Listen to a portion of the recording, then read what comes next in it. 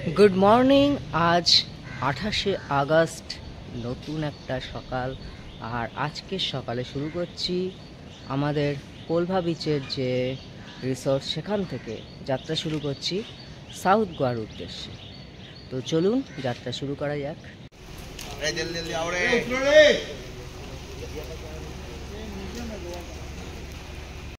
এখন বিগ ফুটে চলে এসেছি। এখানে একটা মিউজিয়াম আছে, তো সেইটা দেখবো। 300 টাকার টিকিট। এই হচ্ছে টিকিট কাউন্টার, 300 টাকা করে টিকিট।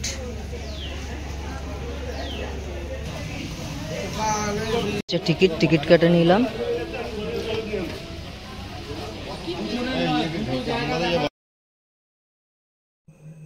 বিগ ফুট আর তার ঠিক উল্টো দিকে রয়েছে কাসা আরাউজো অ্যালভারেস।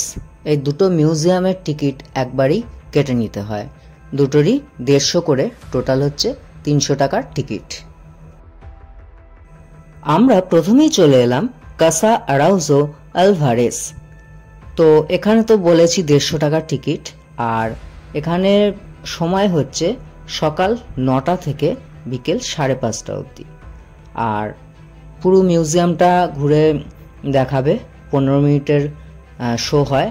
হিন্দি আর ইংলিশ দুটো ভাষায় বলা হয়, বলে আপনাদের গোটা মিউজিয়ামটা পুরো দেখিয়ে দেওয়া হবে।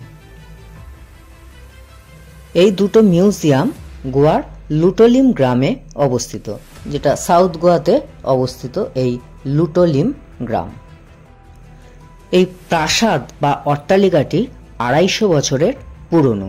এটি অ্যালভারেস পরিবারের অন্তর্গত এবং পর্তুগিজ শাসনের অধীনে গোয়ার যে গ্রামীণ জীবন, সেই জীবনকে পুনরুদ্ধার করবার জন্য পূর্বপুরুষ গোয়া পর্যটন কমপ্লেক্সের অংশ গঠন করে। এর মালিক ইউফেমিয়ানো আরাউজো অ্যালভারেজ, তার নামেই নামকরণ করা হয়েছে, যিনি ঔপনিবেশিক আমলে একজন বিশিষ্ট আইনজীবী ছিলেন। প্রাসাদটি একটি অভ্যন্তরীণ প্রাঙ্গণের চারপাশে নির্মিত হয়েছে এবং এর কেন্দ্রে একটা চ্যাপেল রয়েছে। এটি ইউরোপীয় প্রাচীন জিনিস এবং পুরানো ফটো দিয়ে সজ্জিত হয়েছে। ঐতিহ্যবাহী সরঞ্জামে ভরা রান্নাঘর সহ প্রত্যেকটা কক্ষ সংরক্ষণ করা হয়েছে। ইউফেমিয়ানো আরাউজো অ্যালভারেসের অফিসে গোপন ড্রয়ার এবং কোণে একটা আকর্ষণীয় ডেস্ক এবং প্রাচীন ধূমপানের পাইপের সংগ্রহ রয়েছে।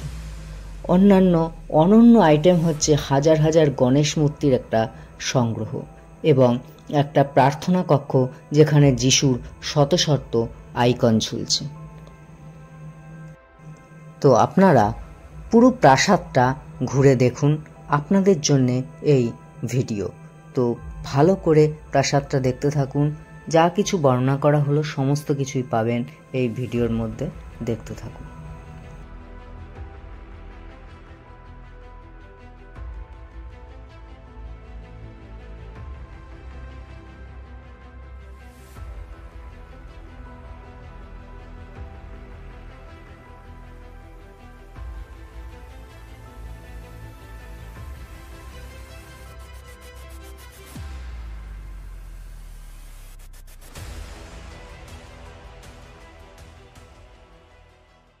कलाकृतियां मार्गरीटा की स्टीवन, उनकी बेटी जॉर्जिना की चित्रकला और उनकी पोती करिश्मा की कला। नीचे आपको उस सदी की कुछ सिलाई के औजार और अन्य घरेलू वस्तुएं दिखाई देकर गलियारे में आगे Japan, China, Korea, France, same like France. जब बड़े मच्छी का स्किन, ऑयस्टर शेल, सीप से बना है। सीप बड़े मच्छी का। इनमें औषधीय वस्तु मौजूद है। कीटनाशकों का एक खतरनाक प्रयोग उस समय के दौरान मौजूद था, जिन्हें लाने वो इतने निडर थे कि रखैतियत करने से पहले अक्सर बेचकर मालिक से अनुरोध करती खास बात ये सुरक्षित कमरा, पूरा फैमिली यहाँ से जाके छूट जाएगा। आमतौर पर इस स्थिति में पेशेवर बंदूकधारियों को अगर डाकू ने फायरिंग किया तो ये अंदर से फायरिंग करेगा, ऊपर से देखता था वो डायरेक्शन में। ये बनवाई गई 6 इनमें पुर्तगाली अपने देश से मदिरा भर के लाते थे, जो जानी पहचानी वाइन के नाम नल बिठाया जाता था, जो चाबी से बंद होता था। इस तरह से वाइन राशन की जाती थी। दीवार की मिट्टी के टाइल्स लगाए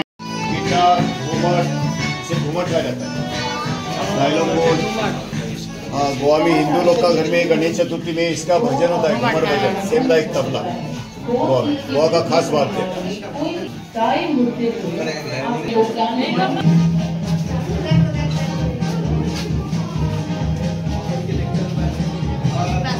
ट्रांसपोर्ट घोड़ागाड़ी, बैलगाड़ी, साइकिल। उस समय जिसके पास साइकिल है वो बहुत बड़ा आदमी।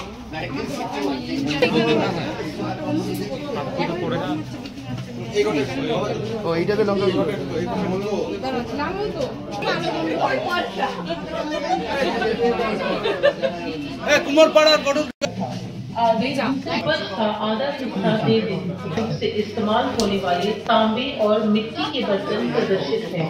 हर बर्तन का एक विशेष उपयोग होता था। कृपया ऊपर दीवार पे नजर डालें। आपको चारपाइयाँ लटकती हुई दिखाई देंगी। जब भी मेहमान रात गुजारते थे, इन चारपाइयों को नीचे लाया जाता था। दरवाजे के पास आप एक बड़ा चीनी मिट्टी का जार पाएंगे। इसमें चीन से शक्कर जहाज द्वारा लाई गई है।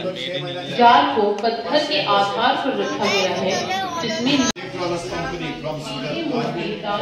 दरवाजे थे। इस गांव में, लोटली में, फार्मेसी में अभी भी चल रही है। केरोसिन नहीं,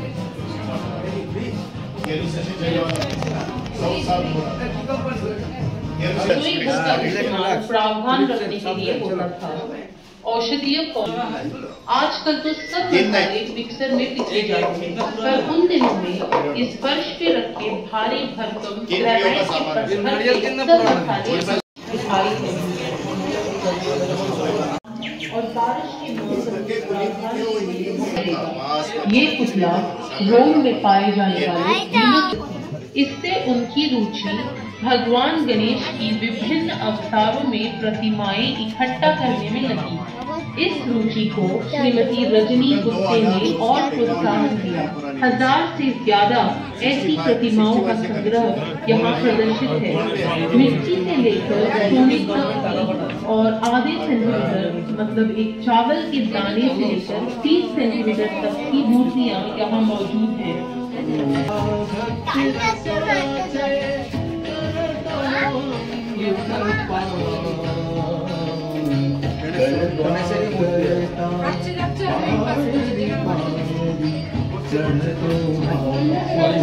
এইটাই একমাত্র দেখার মতো ভালো লেগেছে। এতগুলো লোক একসাথে ডাইনিং টেবিলে বসে খাবে, এটা আমি আগের দিনে এই বইতে দেখতে পেতাম।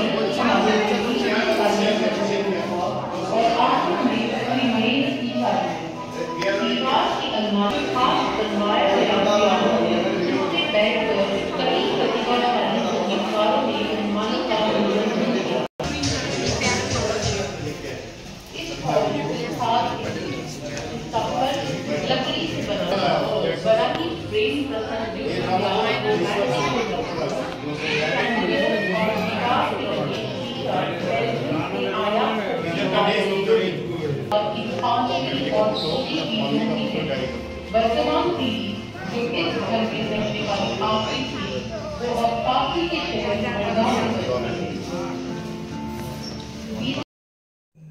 কাসা আরাউজো অ্যালভারেজের মিউজিয়ামটা তো দেখলাম, এবার আমরা উল্টো দিকের বিগ ফুট মিউজিয়ামটা দেখে নেব। खींचकर हिलाया जाता था। हवा में हलचल होने से शीतल वातावरण बनता था। सामने आपको एक पालकी दिखाई देगी, जो जमींदारों के परिवहन का साधन था। मालिक और मालकिन पालकी में बैठते और 4 समर्थ शरीर वाले कुम्हार पालकी को अपने कंधों या सिर पर उठाकर चलते थे। आपके आगे जो तस्वीर है वो संत मीराबाई की मूर्ति की है, जिसे केवल एक ही लैटराइट इस खास तैयार किए गए गांव से जैसे आप आगे बढ़ेंगे, आपको साउंड सिस्टम के माध्यम से जानकारी दी जाएगी। ध्यान से सुने और आपसे अनुरोध की गई जगह की ओर आगे बढ़ें। धन्यवाद। भगवान विष्णु के छठे अवतार भगवान परशुराम ने सह्याद्री पर्वत पर खड़े रहकर अरबी सागर में तीर मारा। हाल में खाते लिखने का काम अकाउंटेंट साहब।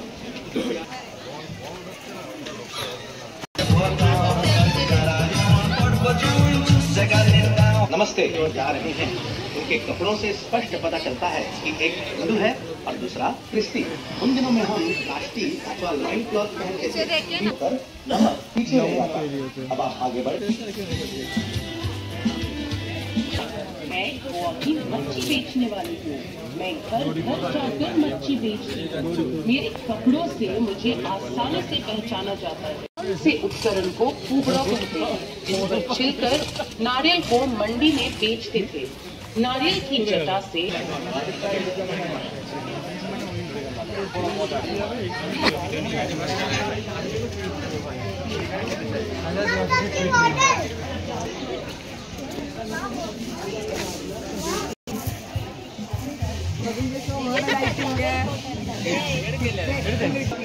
They also had some tattoos as a turban to protect him from the blazing sun. It is a guardian angel, here by the side village called Rakhwanda, were offered in present times Agarbatti, and as you have only a few minutes before we begin the tour of the next section.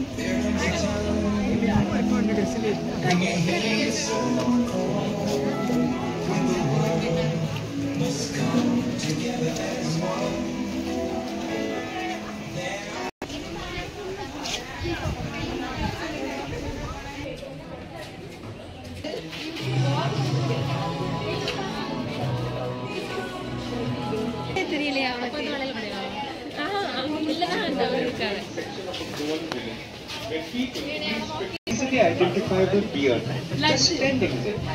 While Tiki, the young girl, is taking in the beauty of nature with a deep well.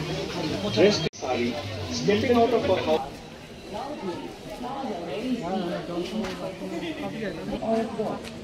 To your immediate right is the bangle cellar.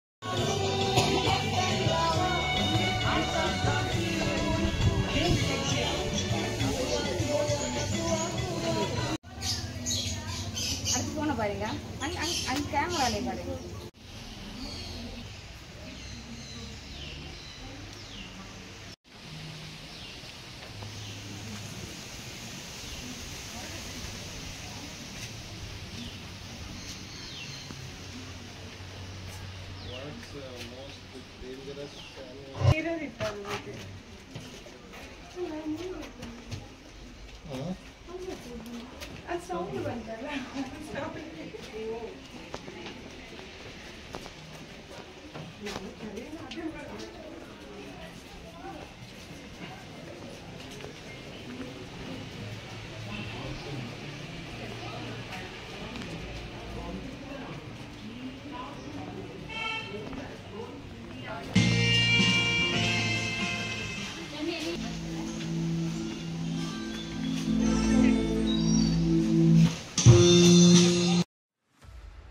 আজকে south Goa site সিনের আমাদের পরবর্তী গন্তব্য ছিল শান্ত Durga temple.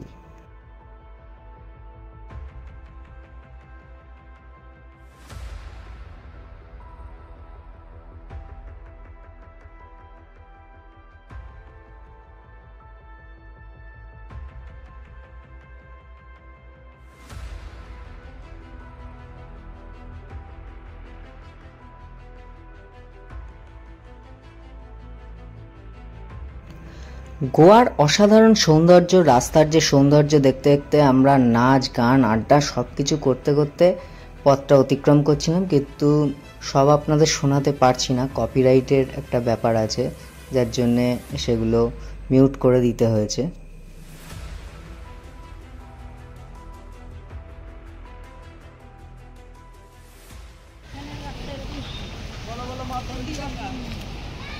আজকে আমাদের second destination হচ্ছে শান্ত Durga temple. এই হচ্ছে মন্দিরের সামনেটা, এবার ভেতরে ঢুকবো।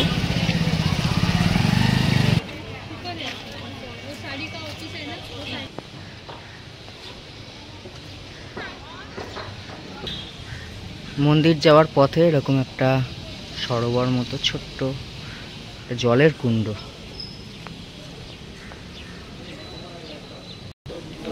এখানে সবাই ফুলের পসরা নিয়ে বসেছে পুজো দেওয়ার জন্য।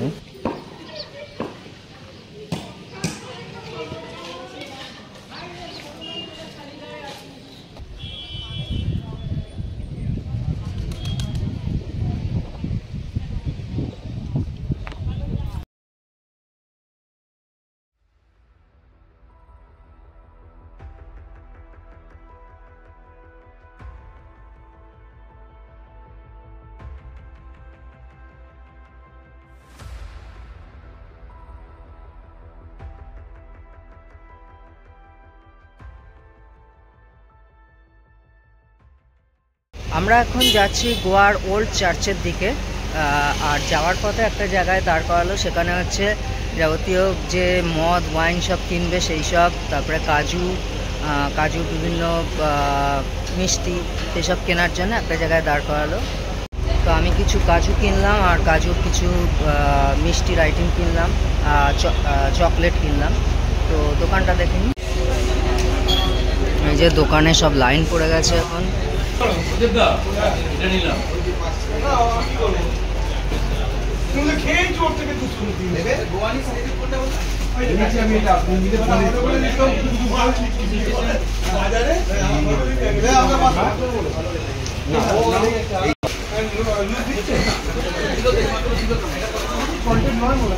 আমরা এখন চলে এসেছি ব্যাসিলিকা অফ বম জেসাস। এটা হচ্ছে 1605 সালে ওপেন হয়েছে, 1605 সালে 15ই মে, মানে 419 বছর পুরনো এই চার্চ। তো চলুন চার্চে।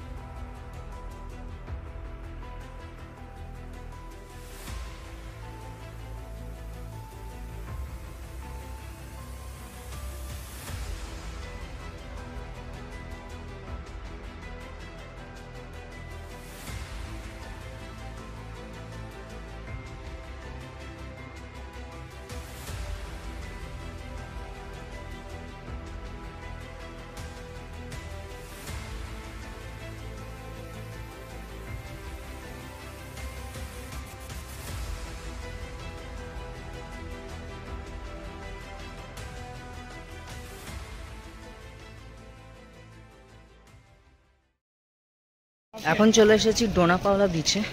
আর বিচের ধারে দুপাশে দেখছি জামা কাপড়ের দোকান, মানে বিচ যাওয়ার রাস্তাটায়। আর এই ডোনা পাওলা বিচের যে ডোনা পাওলা, তার যার নাম অনুসারে বিচটার নাম, তার একটা গল্প রয়েছে, বলছি সেই গল্প।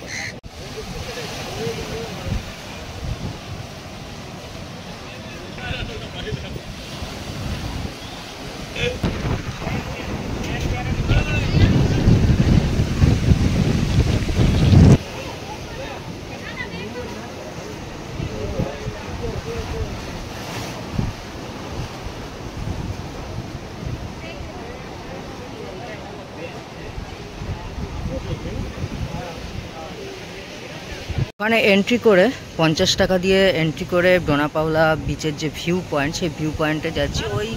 সেই ওপরটায় উঠবো, ওখান থেকে টোটাল ভিউটা দেখব। পর্তুগিজ ভাইসরয়ের কন্যা ডোনা পাওলা, সে অত্যন্ত দয়ালু ছিল। তা সেই ডোনা পাওলা একদিন এক মৎস্যজীবীর প্রেমে পড়ে, আর সেই ভাইসরয়ের কন্যা সে মৎস্যজীবীর প্রেমে পড়েছে, সুতরাং সেটা তো কখনো সমাজ মেনে নেয় না। যাই হোক মিলন হয়নি, যার জন্যে ডোনা পাওলা এখানে পাহাড় থেকে সুইসাইড করে। এই জায়গায় পাহাড় থেকে ঝাঁপ মেরে সুইসাইড করে, সেই থেকেই এই বিচের নাম হয় তার নাম অনুসারে ডোনা পাওলা বিচ।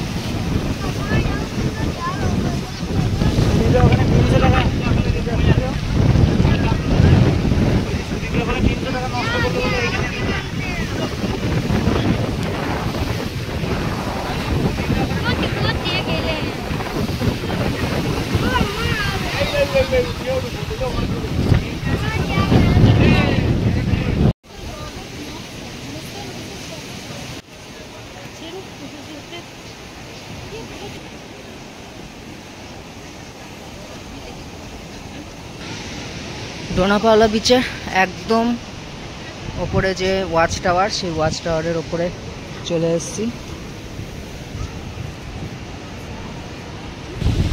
এখান থেকে দেখবে এবার ডোনা পাওলার ভিউ।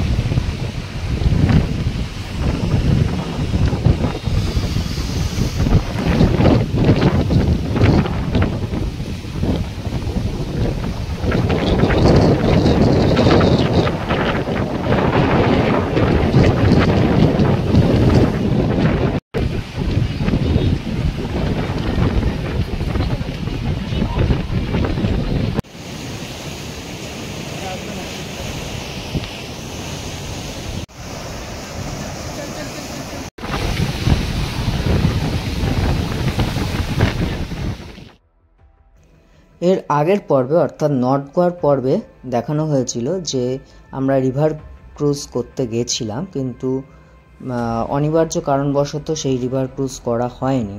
তো আজকে সেটা সাউথ গোয়া আমরা ঘুরে ডোনা পাওলা থেকে সরাসরি আমরা চলে যাচ্ছি মান্ডবী নদীতে রিভার ক্রুজ করতে।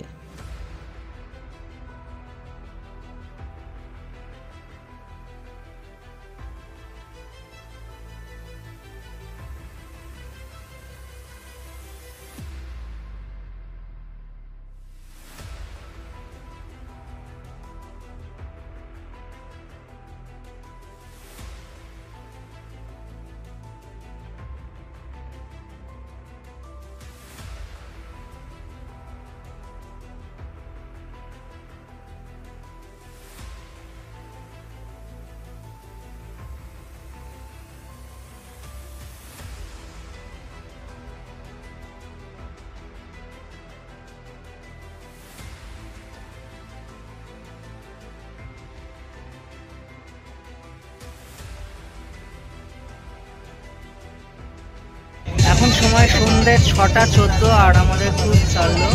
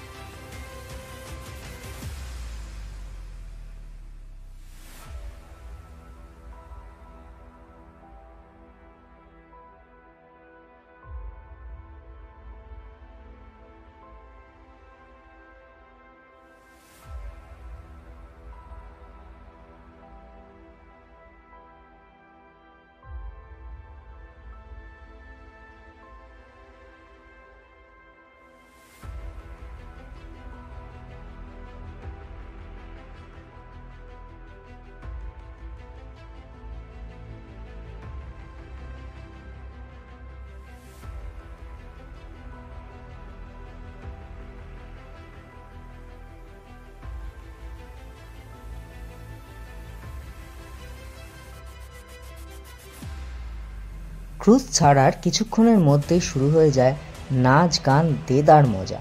কিন্তু আমি এই ভিডিওটায় সেই সব নাচ গান দেখাতে পারছি না, কারণ কপিরাইটের ব্যাপার রয়েছে। আমি চাই না এই ভিডিওটায় কপিরাইট ক্লেম আসুক, তাই নাচ গান দেখাতে পারছি না। কিন্তু কথা দিচ্ছি পরে আর একটা ভিডিও করব, সেখানে শুধু সেই নাচ গানের পার্টটুকু দেখাবো। তো আপনারা গোয়া ভ্রমণ দেখতে থাকুন, আর কেমন লাগছে সেটা কমেন্টে অবশ্যই জানাবেন। ভালো থাকুন, সুস্থ থাকুন, আর আমার সমস্ত ভিডিওগুলো দেখতে থাকুন। শুধু গোয়া ভ্রমণ নয়, সমস্ত ভিডিওগুলো আপনাদের জন্য অনেক কষ্ট করে বানানো হয়। তো আপনারা দেখতে থাকুন, সকলে ভালো থাকুন।